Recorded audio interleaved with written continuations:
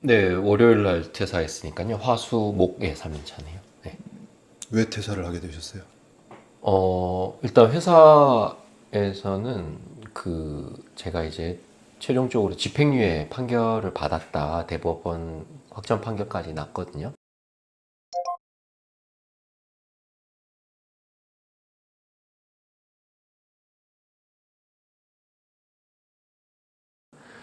그렇게 했을 때 회사 내규상으로 이제 자연퇴직 조항에 금고 이상의 형을 받았을 경우에는 이제 퇴사를 하게 돼 있고, 동양대 PC랑요, 그 교수님 자택에 있던 안 쓰던 컴퓨터에서 이제 분리했던 하드디스크, 그거. 예.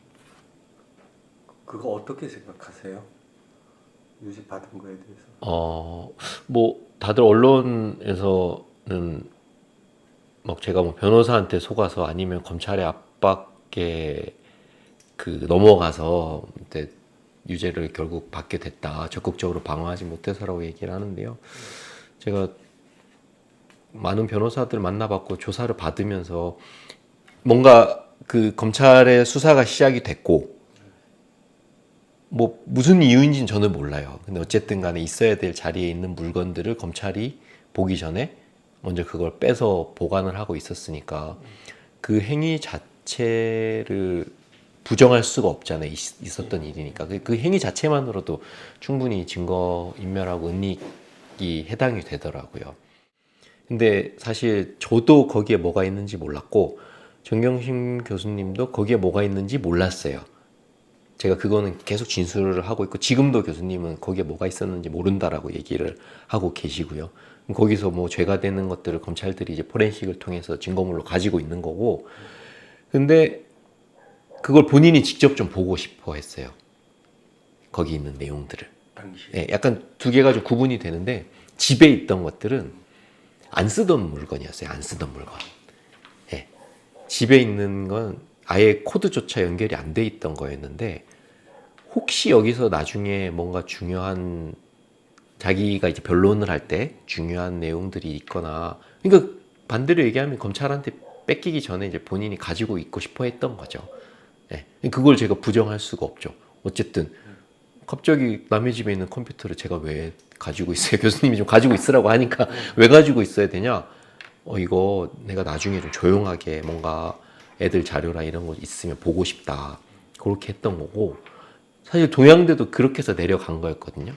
근데 그게 시간이 물리적으로 거기서 볼 수 있는 시간이 없어가지고 그걸 이제 떼서 집에서 보겠다라는 생각으로 가지고 올라온 거였죠. 그래서 사실은 제가 토요일 날 동양대를 내려왔었는데 그 다음 주 월요일 날 그걸 갖다 드리기로 했었거든요. 네. 근데 그게 전달이 됐으면 제가 사실 안 잡혔을 수도 있어요. 왜냐면 그럼 교수님 가지고 계시니까. 근데 그날 조국 교수님이 그거 하셨거든요. 기자들 상대로 약간 간담회 같은 걸 했어요. 질문 받고. 생각합니다. 오늘 기자 간담회를 통해 제가 말씀드릴 수 있는 모든 것을 최선을 다해 말씀드리겠습니다. 그래서 급작스럽게. 정유신 교수님은 그거 보시느라고 월요일 날 제가 만나기로 했는데 못 만난 거예요. 근데 화요일 날인가 동양대 압수수색이 검찰이 내려가가지고 PC가 없으니까 이거 들고 날랐네, 잡아라. 그렇게 돼서 이제 제가 이제 거기에 이제 엮이게 된 거죠. 아이고. 근데 사실 만약에 거기서 뭐 교수님이 숨기거나 없애고 싶었던 게 있었으면 없앴을 것 같아요. 예, 제가 그것도 물어봤었거든요. 이거 왜 집에 가서 보시려고 하시냐? 그냥 깨 부셔버리면 되는 거 아니냐? 제가 그랬더니 아니, 거기에 내가 나중에 뭐 중요하게 얘기해야 될 것도 있을 수도 있고 하니까 내가 좀 보고 싶어, 이렇게 말씀을 하시더라고요. 예. 예전에 조사받을 때부터도 엄청나게 검찰이 저를 이제 억울한 사람으로 만들려고 해요, 계속. 그래야지 제가 술술 불 거 아니에요, 어쨌든 간에. 예. 그래서 매일 정영심 교수나 조국 교수님 측에서 하는 변론을 제가 조사받기 전에 저한테 보여줬어요. 야, 뭐 정영심 교수 이렇게 얘기하는데 너무한 거 아니냐? 뭐 이런 식이에요, 저한테. 예. 그리고 네 인생 이제 끝났어. 정영심 조국 교수가 뭐 너 살려줄 것 같냐? 이런 식으로 했는데 그냥 제가 한 일에 제가 책임을 진다 뭐 이 정도로 깔끔하게 생각하는 게 저한테도 좀 도움이 되지 않을까. 예. 그리고 뭐 그쪽에 조국 교수, 정경심 교수 상황이 저런데 저보다 더 처지가 안 됐잖아요. 그런데 제가 뭐 억울하게 생각해봤자 그게 저한테 도움이 되지도 않고 별로 지금 제 발전에 크게 도움이 안 되는 것 같아요. 네. 그러니까 모든 걸 다 조사를 받았어요. 모든 걸 다 조사를 받았는데 실제로 제가 정경심 교수님을 만나고 2013년부터 만났으니까요. 근데 2013년부터 2019년까지 많은 시간을 같이 보냈습니다. 같이 가족들하고 여행도 가기도 했고요. 되게 친한 사이였죠. 친한 사이였고 특히 교수님이 뭐 저한테 얘기도 많이 하시고 왜냐하면 돈을 이렇게 관리를 한다는 게 생활하고 연관이 돼요. 그럼 당장 뭐 원이 학비를 보낼 때도 저랑 상의를 해야 되고 뭐 민이 뭐 용돈을 줄 때도 저랑 상의를 해야 되고 집에 뭐 세금 낼 때도 저랑 상의를 해야 되고 그러다 보면 고객들하고 많은 얘기를 하게 돼요. 카톡, 문자, 전화. 그러니까 그게 실제로 검찰 조사 가서 보니까 문서화돼서 나온 게 거의 한 책 2권 정도 되더라고요. 그 한 6, 7년 동안 대화 나누고 관계를 문서화해서 뽑혀 나온 게 그러면 그거에 대해서 처음부터 끝까지 다 물어봤어요. 검찰이 어떻게 만났냐, 뭘 먹었냐, 이날은 뭘 했냐, 뭐 그러니까 모든 걸 다요. 네. 그 문자와 카톡과 이메일과 통화 기록 이런 걸 바탕으로 해서 네. 그런 조사를 17번 중에 한 8, 9번 받았다고 생각을 하시면 되고 제가 있었던 얘기를 하겠죠. 근데 검찰 조서라는 게 정경심 조국 교수한테 유리한 얘기는 거기에 들어가지가 않아요. 넣을 수가 없어요. 조국 교수는 죄가 없습니다. 제가 이렇게 얘기를 해요. 그 조서는 거기에 절대로 들어가지가 않아요. 양보하고 4시간, 5시간 조국 교수가 죄가 없는지 저는 알지 못하지만 죄가 있을 수도 있지 않을까요? 이렇게가 됩니다. 그게 결국 조서예요. 검찰 조서는 그렇게 될 수밖에 없어요. 근데 제가 피의자 신분으로 딱 바뀌면 그렇게도 말을 못해요. 이 검사가 지금 물어보는 게 뭐고 원하는 게 뭐냐면 그게 조국 정경심 교수한테 물어봐야 저한테 물어보십니까? 라고 말을 못해요. 검사님 말이 맞는 것 같다. 그러면 김경록 생각에 의하면 이렇게 한 것으로 판단된다. 그러면 그 다음날 그게 기사화가 돼서 나가는 거예요. 검찰이 이렇게 하는 이유가 이 검찰 수사는 제가 그냥 느끼기에 바람이 일어야 되거든요. 뒤에서 바람을 쳐줘야 돼요. 근데 그 바람을 자기 스스로 일으켜요. 검찰이? 네. 사실 예를 들어서 이렇게 한번 설명드릴게요. 제가 호텔에서 PC 전달했다고 켄싱턴 호텔, 여의도 켄싱턴 호텔 노트북. 그러면 실제로 그게 그렇게 중요한 자료면 그걸 언론에 노출시키면 안 되죠. 왜냐면 걔네들이 그거를 압수를 해서 받아와야지 그거를 언론에 노출시켜가지고 마치 뭔가 중요한 물건을 숨긴 사람으로 만들었잖아요. 그러면 얘네들은 이 노트북을 수사에 활용을 하려 했다기보다는 이걸 통해서 정경심이 뭔가 증거를 은멸하고 인멸한 사람이다. 영장 받는데도 활용을 했을 테고 구속시킨 데도 활용을 했을 테고 그 주변 여론을 형성을 하는 거예요. 그러면 그거를 언론사 기자들한테 딱 흘려주면 처음 기사 받는 애는 완전 특종이죠. 네. 그럼 걔가 기사를 딱 써요.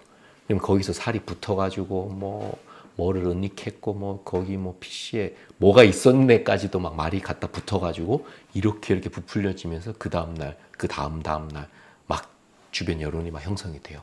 그러면 또 검사들은 그거에 또 자신감을 받아가지고 또 막 무리하게 수사를 하고 자기가 자기 스스로 바람을 일으켜가지고 타고 간다? 네 그렇게 말하면 되지. 사람이 뭐 잘못한 게 없으면 왜 구속돼? 이런 식의 얘기들을 한 사람들이 너무 많아요. 그것도 네. 뭐 일반인이 네, 아니라. 그거는 아무것도 모르고 하는 얘기고요. 그런 사람들은 들어가서 10분만 딱 조사받으면 생각이 딱 바뀔 겁니다. 엘리베이터 타고 올라가면서 생각이 바뀔 걸요 아마. 그런 말 자체를 못해요. 내가 지금 걔네 검사들이 제일 중요하게 생각하는 건 내가 지금 어느 편에 서 있냐예요. 특히 저처럼 피의자 신문 전화 안 된 애들은 저한테 지금 목에 칼이 채워져 있잖아요. 칼로 지금 근냐 맞냐를 걔네들이 판단을 하는데 당장 구속된다고 생각하시면요. 저도 되게 겁 없이 살았는데요. 구속된다라고 이게 현실로 싹 들어오면요. 뭔가 갑자기 무서운 거 봤을 때 훅 이렇게 들어오는 느낌 있잖아요. 그 느낌으로 그냥 한 달 내내 사는 거예요. 거기 들어가면. 예. 제가 실제로 대학교 때 칼 들고 있는 강도도 만난 적이 있거든요. 그 사람보다 훨씬 무서워요, 얘네들은. 진짜. 매니저들은 새벽 3시, 4시에 어떤 날은 집에 어떻게 왔는지 기억도 안 나요. 그래서 대리를 불러서 가라는 얘기가 이거 자칫하다가 한강에 빠져 죽겠다라는 생각이 들더라고요. 밥도 못 먹고 막 10시간, 열 몇 시간 막 내일도 아닌데 조국 정경심 교수 얘기를 하고 집에 오면 어떤 날은 막 집에 어떻게 왔는지도 몰라요. 초엘리트라고 하는 검사를 2번 만났거든요. 그 사람을 만났는데 다른 검사가 그 사람 만났어요 할 정도로 그런 사람이 있었어요 거기에. 그러니까 며칠 전까지 박근혜 이재용을 앉혀놓고 신문했던 사람이 이게 PC 들고 나온 나부랭이를 20시간을 조사를 하는데 제가 다른 검사들한테도 좀 멘탈이 털리긴 했지만 이 사람한테는 진짜 제 영혼이 탈탈 털렸어요. 제가 농구를 하는데 아예 중학생하고 대학생하고 승부하는 그런 느낌? 이 사람이 무슨 생각하는지도 모르겠고 뭘 묻는지도 모르겠고 단 한 번도 저한테 말을 낮춘 적도 없고 조국의 조자도 꺼낸 적도 없고 그렇게 조사를 20시간 봤는데 끝났다는 생각이 들더라고요. 그냥 느낌적으로. 네. 그래서 내일 이거에 막 어떻게 언론에 터져 나가면 조국 장관이 장관에서 내려오겠다는 이런 상상까지 막 돼가지고 제가 중간에 너무 감정이 막 그렇게 돼서 화장실 가가지고 한 20분 막 펑펑 울었어요. 끝났다는 생각에. 그래가지고 안 되겠다 싶어서 내가 여기서 창문을 깨고 뛰어내리면 어쨌든 이 모든 상황이 종결이 되지 않을까. 이제 그렇게 생각을 했죠. 그래서 그 다음에 또 2차 조사가 앞두고 나서 이제 제가 죽을 각오를 했으니까 제 어머니를 제가 보살펴야 되잖아요. 그래가지고 그때만 해도 이제 기자들이 집 앞에 막 진을 치고 있어가지고 제가 이제 만약 죽으면 이제 어머니를 보살필 사람이 없고 기자들이 더 막 몰려올 거 아니에요. 그래서 어떻게 해야 될까 고민을 하다가 제가 그때 은평구에 주소가 있을 때여가지고 박주민 의원을 찾아갔어요. 박주민 의원이 은평구 지역구 국회의원이잖아요. 그래가지고 제가 혹시 무슨 일이 있으면 그 민원 상담을 하실 때였어요. 그걸 이제 찾아가지고 민원 상담을 받을 때 찾아가서 이제 얘기를 꺼내려고 이제 민원 상담하는 척 와서 저 누군데요. 제가 혹시 저희 어머니 집 앞에 기자들이 많이 왔으니까 의원님이 나중에 좀 잘 보살펴 주세요. 이렇게 얘기를 하려고 갔는데 지역구 옆 동네인 거예요. 한 블럭 차이로. 그래가지고 그걸 또 일단은 이제 약간 못하는데 어머니가 갑자기 그 종양이 발견이 된 거예요.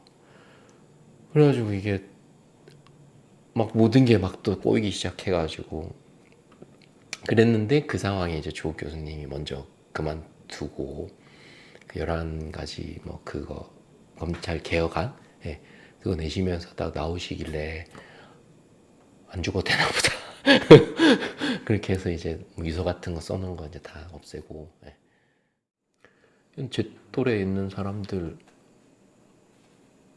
또 되게 그런 말 많이 했었어요. 조사하면서 자기가 조국 교수한테 수업도 듣고 되게 존경하는 사람이었고 뭐 저를 이제 떠보려고 하는 걸 수도 있긴 하죠. 하지만 결국에 그 위에서 내려오는 지시를 거부하지 못하고 그리고 자기가 조서에 남기면 그걸 윗선에서 또 언론에 흘리고 하는 걸 다 알아요. 자기들도 그런 시스템 작동한다는 걸.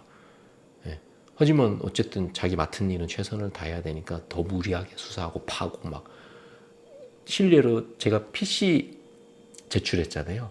PC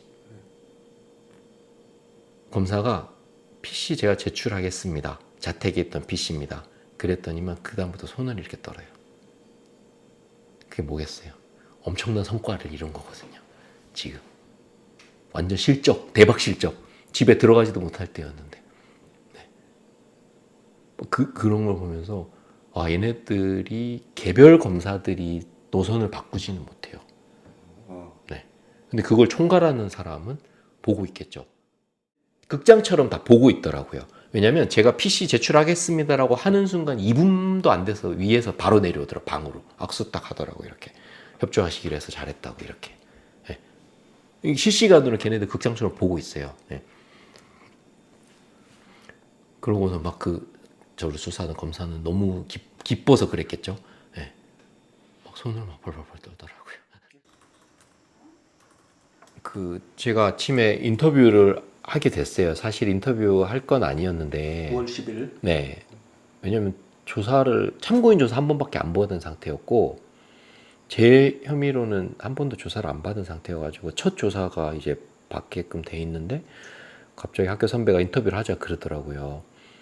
근데 이 선배가 검찰하고 라인이 좋아서 아마 저희 변호사가, 이게 변론이란 게 사실 검찰이 기소를 안 해버리면 별로 할 것도 없어요. 재판 갈 것도 없어요. 그래서 제일 좋은 거는 친한 변호사 써가지고 악수해서 그냥 조사 조금 받고 나오는 게 제일 좋은 거고, 그거 잘하는 게 유능한 변호사고. 그래서 저희 변호사도 검찰하고 친한 기자가 우리 동문이고 친구고 하니까 만나서 기자가 원하는 대로 뭐 인터뷰 좀 해주고, 그 기자가 검찰한테 좋게 얘기해주고 이러면 이 사건이 잘 해결되지 않겠냐, 이렇게 해서 그 자리를 주선을 한 거예요.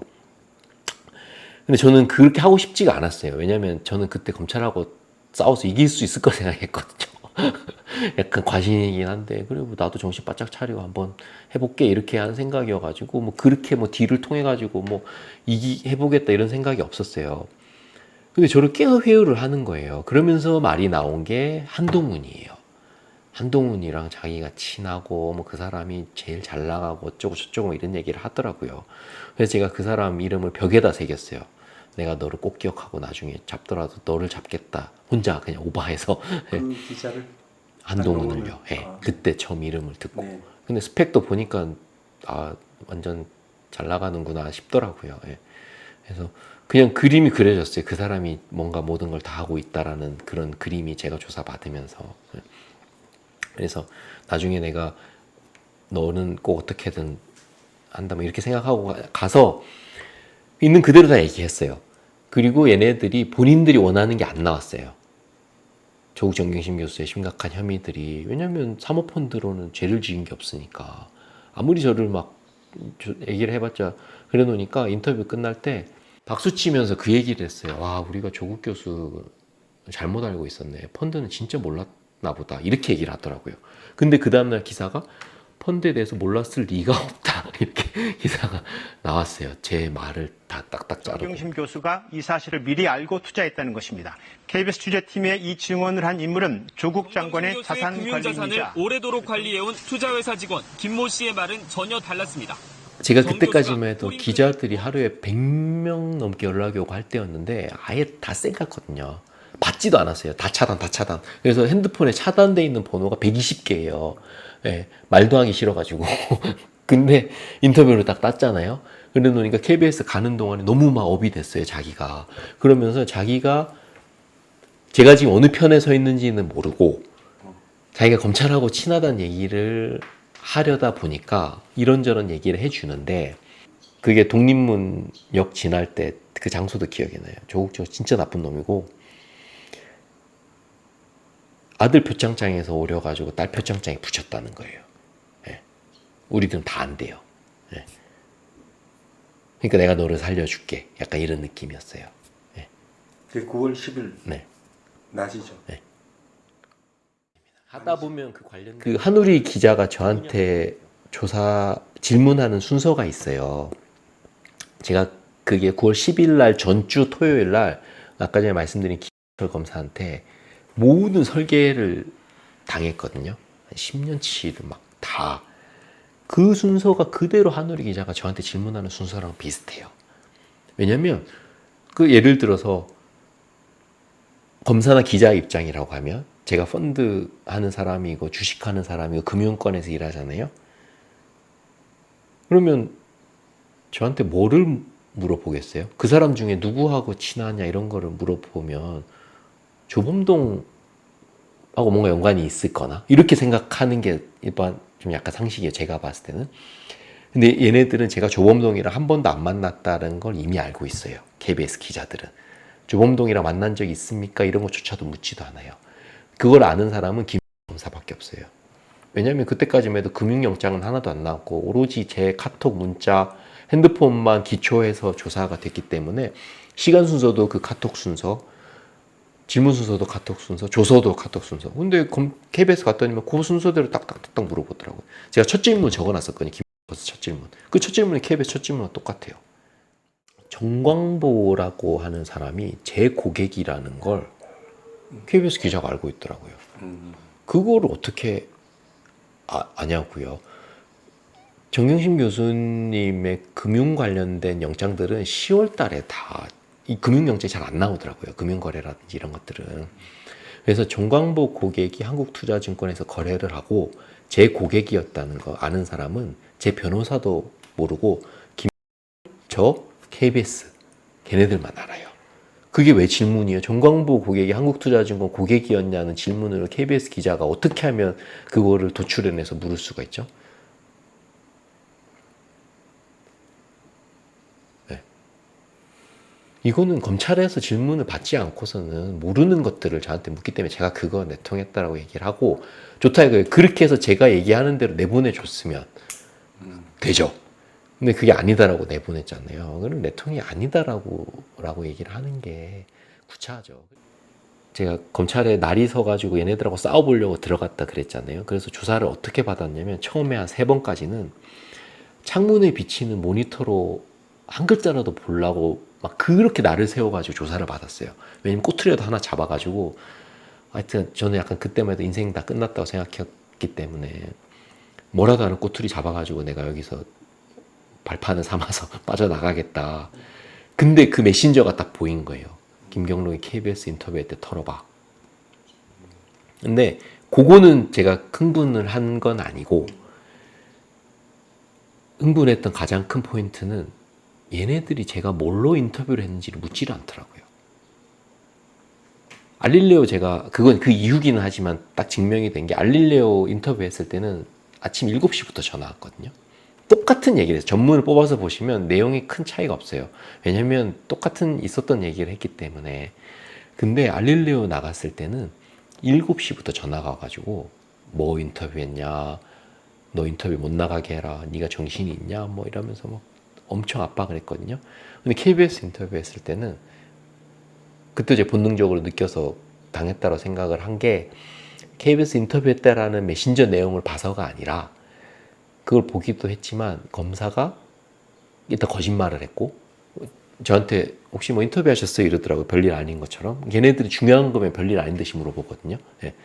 그러길래 인터뷰 했으면 어떻게 아셨냐 그러니까 뭐 방금 뭐 밖에 나갔는데 방송에 나오더라고 이렇게 거짓말을 하더라고요.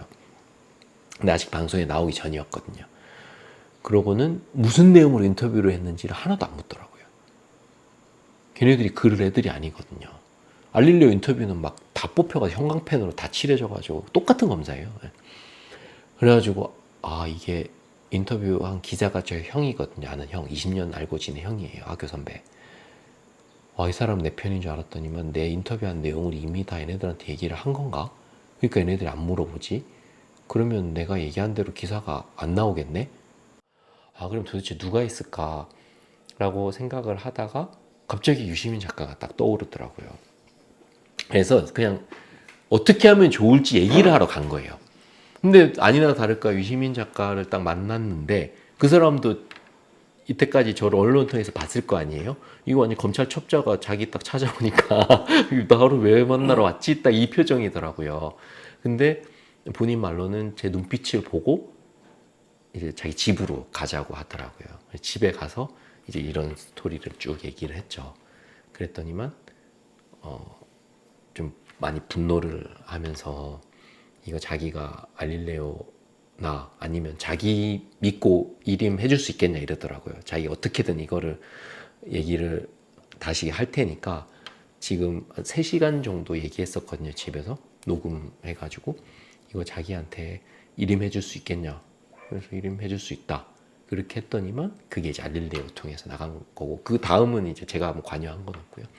거기서 이제 그렇게 준비해서 다 나가게 된 거죠. 네. 저 그때 하고 싶었던 얘기는 한나예요. 조국 교수는 사모펀드 모른다. 네. 정보를 제공하고 하는 사람들. 근데 아까 전에 얘기한 것 중에 제가 또 좀 빠뜨린 게 있는데 네. 그 뭐 검찰 개혁 이런 얘기를 했는데요. 제가 수사를 쭉 받아보니까 네. 이게 최종적으로 판사가 그거에 대해서 판단을 하지 않으면 의미가 없더라고요. 뭐 위법 수집 증거라든지 조서라든지 그거 제가 조사 받을 때 수십 번도 더 넘게 들었어요. 이거 위법 수집 증거 아니냐. 뭐 오만 거 다 가져가니까 핸드폰만 3번씩 뺏기고 그리고 조서에도 아니 이거 내가 이렇게 얘기한 적 없지 않냐. 그러면 검사들이 하는 얘기가 그게 중요해요? 나중에 다 증거 채택 안 하고 법원 가서 얘기하시면 되잖아요. 그 얘기가 입에 발리고 저희 변호사까지도 그 얘기를 합니다. 왜냐하면 이거를 처음부터 다시 또 조사를 할 거냐는 식으로 얘기를 나오니까. 근데 막상 제가 재판 가니까 그렇게 했던 것들이 완전히 뭐 비석에 새겨진 것처럼 말을 못 바꾸더라고요. 판사가 위법 수집 증거는 관심도 없고 조서가 마치 뭐 확정적인 문서인 것처럼 그렇게 얘기를 하니까 이게 결국에는 판사가 그거를 컨트롤하고 통제를 해줘야 되는데 이게 뭐 조사받을 때 검사들이 오남용하는 게 얘네들이 판사들도 이거를 허락을 하고 이렇게 하니까 이렇게 되는구나. 그럼 이것까지도 뭔가 개선이 돼야 된다라고 생각을 해요. 조서 쓸 때 그 얘기 진짜 많이 듣습니다. 중요한 거 아니니까 나중에 재판 가서 아니면 나중에 증거 채택 안 하시면 된다고.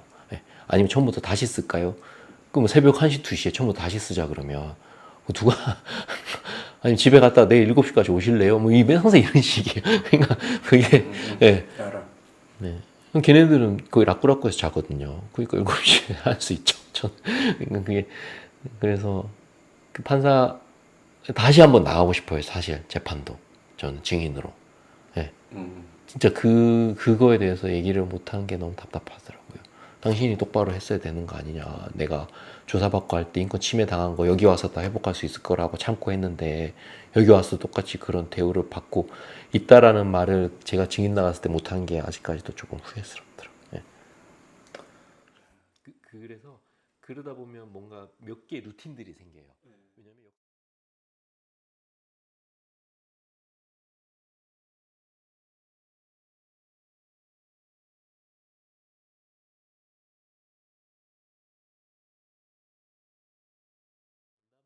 있어요. IR 직원이라 그래가지고 외부로 주주들한테 정보를 제공하고 하는 사람들이 있거든요. 그런 사람들하고 계속 미팅하면서 그 회사에 대해서 그 사람만큼 설명 잘해줄 수 있는 사람이 없잖아요. 제가 인터넷 통해서 찾아보는 것보다 직접 가서 그 사람한테 듣는 게. 근데 이게 전형적인